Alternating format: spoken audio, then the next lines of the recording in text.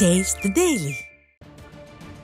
சேலம் பழைய பேருந்து நிலையம் பகுதியை சேர்ந்தவர் சரவணன். இவர் 45 வயது ஆகுது. இவர் பரோட்டா மாஸ்டராக வேலை செய்து வந்திருந்தார்.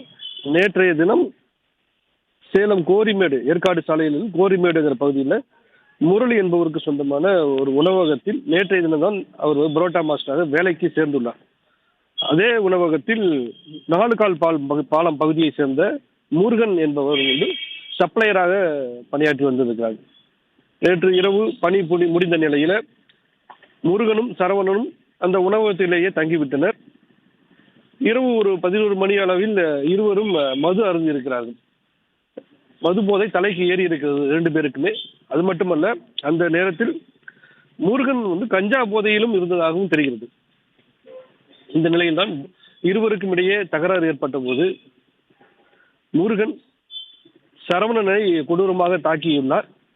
பின்னர் அவர் நிலை குலைந்த போது அவரை இழுத்து சென்று உணவகத்தின் பின்புறம் வைத்து அங்கிருந்த விறகு கட்டையால் அவரது முகத்தில் கொடூரமாக அடித்து கொலை செய்துவிட்டு பின்னர் சடலத்தை இழுத்து சென்று அந்த உணவகத்தின் பின்புறம் மற்றொரு இடத்தில் வீசிவிட்டார்.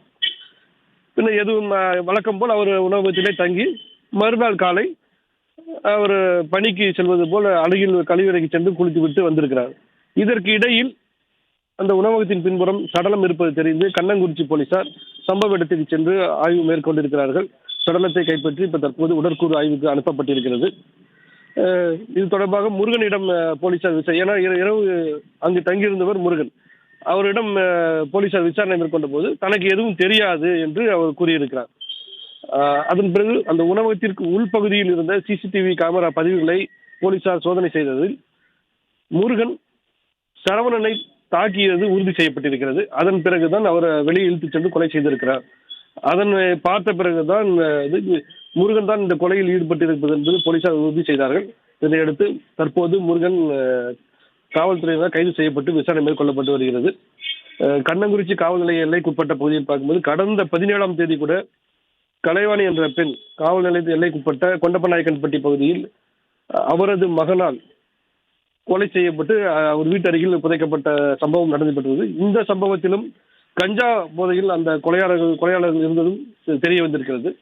கஞ்சா போதையில் ஆங்காங்கே இது போன்ற கொலைகள் நடப்பது மிகவும் ஒரு அதிர்ச்சிக்குள்ளான சம்பவம்.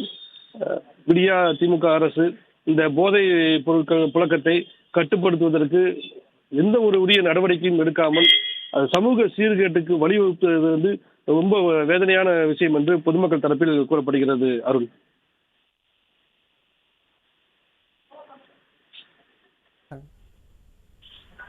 தகவலுக்கு நன்றி மதியழகன்.